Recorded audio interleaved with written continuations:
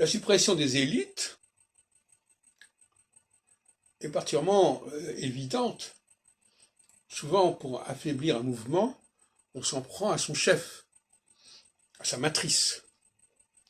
Et tout à l'heure, on parlait dans l'émission sur France Culture, Sciences Politiques, comment ça s'appelait, on parlait des massacres d'officiers polonais,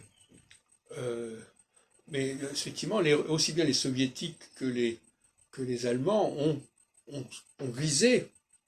Alors, j'ai vu hier le film Les Bourreaux meurent aussi, où on parlait de l'anéantissement de l'élite tchécoslovaque. Et c'est vrai que, ça c'est un débat intéressant,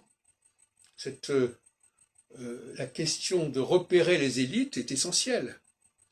Est essentielle soit pour les supprimer, soit au contraire pour leur donner une place centrale. D'ailleurs, de cette manière, les deux alternent. Parce qu'en phase solsticiale, quelque part, on va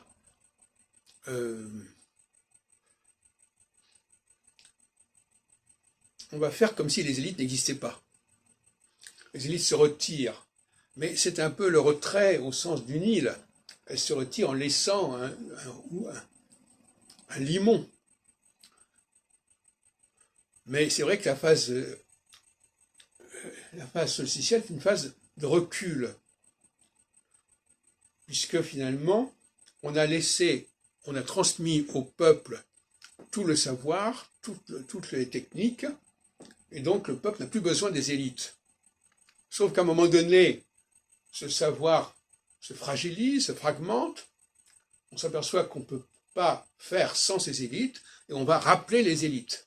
C'est le rappel des élites, comme au XVIIe siècle, on a parlé aussi du rappel des Juifs. À un moment donné, il faut rappeler ceux qui sont le centre du système.